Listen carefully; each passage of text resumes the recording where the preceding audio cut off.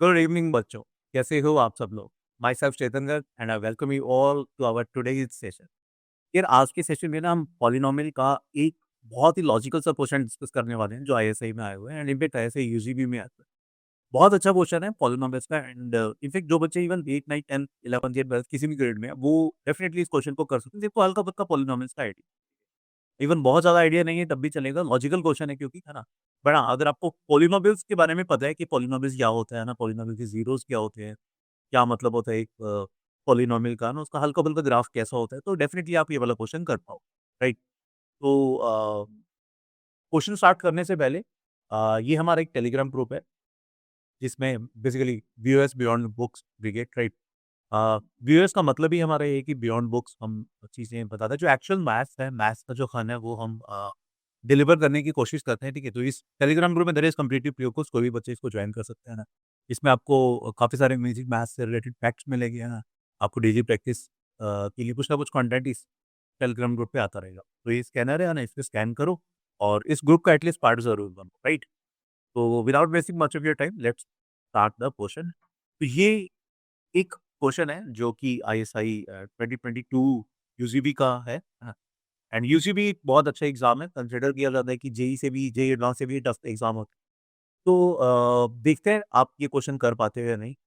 इस क्वेश्चन में एटलीस्ट एक ऑनेस्ट ट्राई देना जरूर बनता है। हाँ, क्वेश्चन कह रहे हैं कि let P X is an odd degree polynomial in X with real coefficient. ठीक है, तो पी एक्स एक पॉलिनोमियल है, ऑड डिग्री का पॉलिनोमियल है। ऑड डिग्री का पॉलिनोमियल का मतलब क्या होता है कि जो हाईएस्ट पावर है एक्स की, है ना, वो यहाँ पर ऑड है।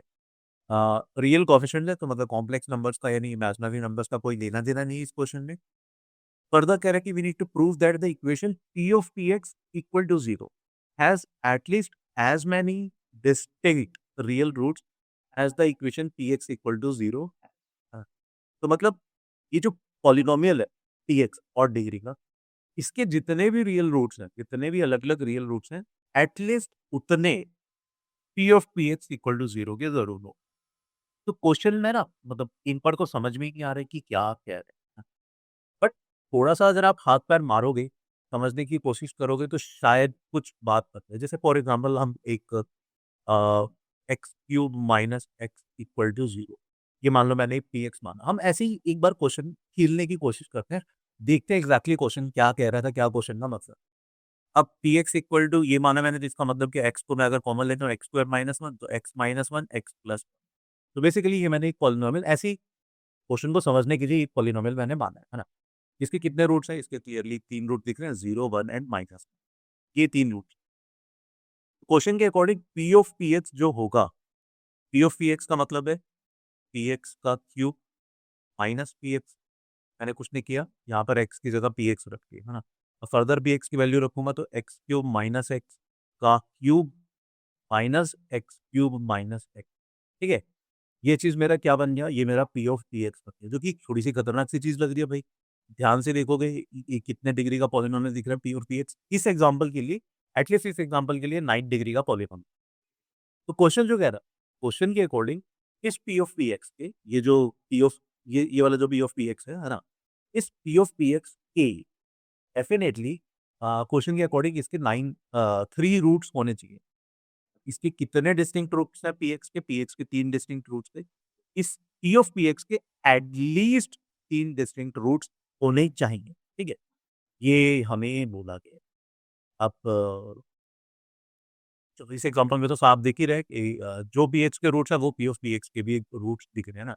एक्स को 1 डालते हो तो ये भी 0, ये भी 0, बिकॉज़ यहाँ पर एक्स को 1 डालने पर दोनों चीज़ें बेसिकली ये 0 बन रहा है, ये भी 0 बन रहा है, -1 डालने पर भी बन रहा है, 0 भी बन रहा है। पर ज़रूरी नहीं कि वही रूट्स होंगे, मतलब जो पीएक्स के रूट्स हैं, क्वेश्चन को ध्यान से समझो, जो पीएक्स के रूट्स हैं ज़रूरी नहीं है कि वही होंगे, हमें क्या प्रूव करना है?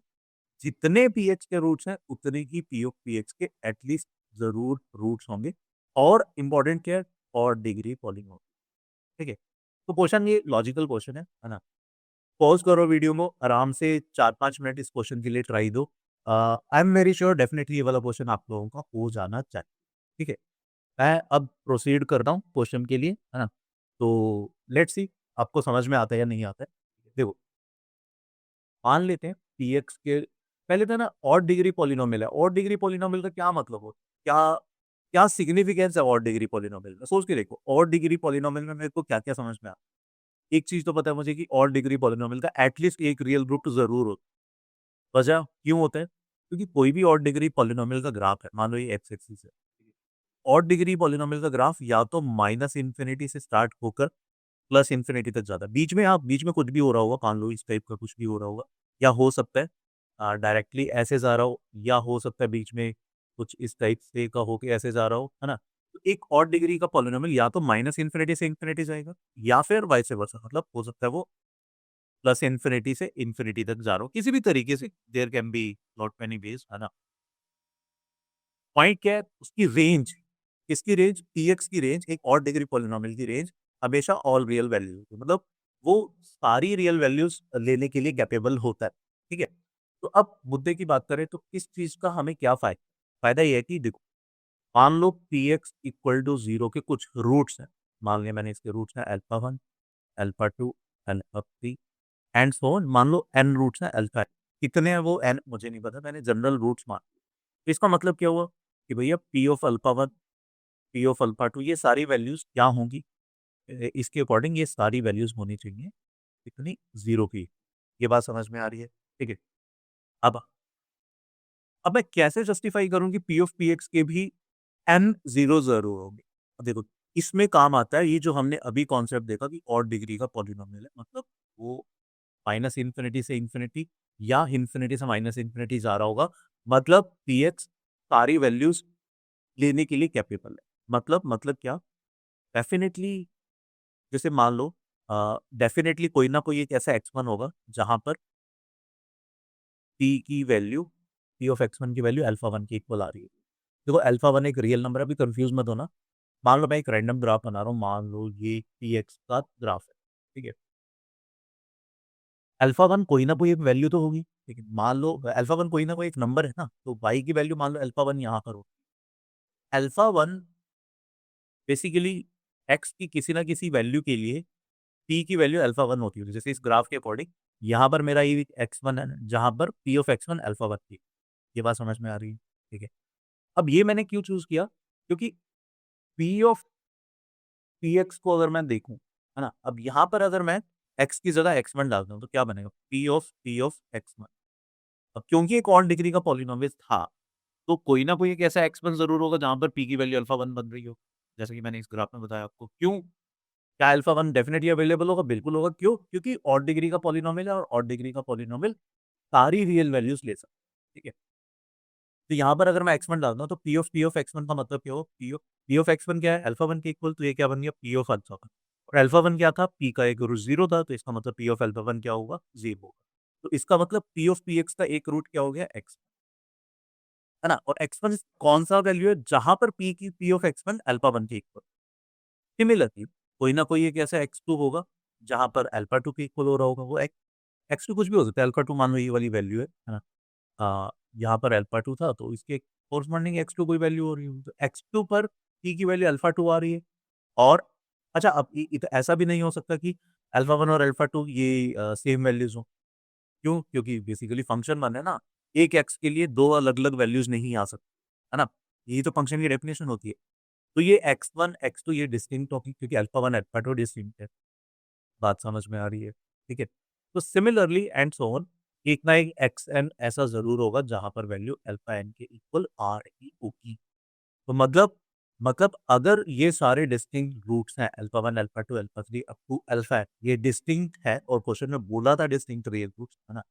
तो मतलब डिस्टिंक्ट का यहाँ पे पर्पस क्या है? हो सकता है अल्फा 1 5 बार आ रहा, पीएक्स का अल्फा 1 की मतलब डिग्री 5, मतलब बेसिकली पीएक्स ऐसा हो सकता था कि एक्स माइनस अल्फा 1 की पावर 5, है ना?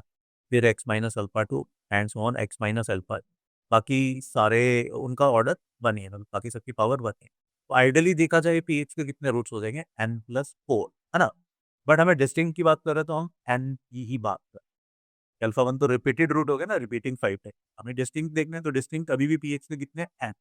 मुझे प्रूव क्या करना था कि पी ऑफ पी एक्स के भी n at least n distinct real roots होंगे। तो वही हमने बोला यहाँ पर कि एक अल्फा 1 वैल्यू अगर एक रूट है, तो कहीं ना कहीं x1 ऐसा जरूर होगा, क्योंकि और डिग्री का पॉलिनोमियल है जिसकी रेंज ऑल रियल वैल्यूज होती है। तो कोई ना कोई एक x1 होगा जहां पर p पॉलिनोमियल जो है बेसिकली वो अल्फा 1 वैल्यू अचीव कर रहा होगा। सिमिलरली कोई ना कोई x2 होगा जहां पर पॉलिनोमियल अल्फा 2 वैल्यू अचीव कर रहा होगा एंड सो, ठीक है। तो x1 x2 and so on xn ये p ऑफ px के n डिस्टिंक्ट रूट्स आ जाए, ठीक है। यही जब हमें इस क्वेश्चन में प्रूव करना था, ठीक है। तो देखो जैसे मैंने अभी एक्सप्लेन किया लॉजिकल क्वेश्चन था यार ये।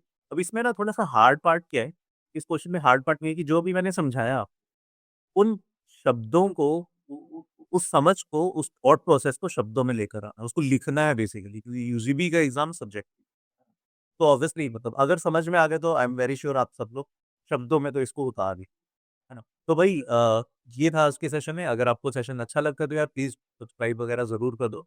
आप कोई स्पेसिफिक टॉपिक पर अगर सेशन चाहते हो तो कमेंट सेक्शन में ज़रूर लिखो, हम है ना डेफिनिटली कोशिश करेंगे वो सेशन लेकर आने की जो भी आपका टॉपिक है। And that's it for today session. Next session में मिलते हैं, है ना? Till then please take a very good care of yourself. Thank you. Bye bye.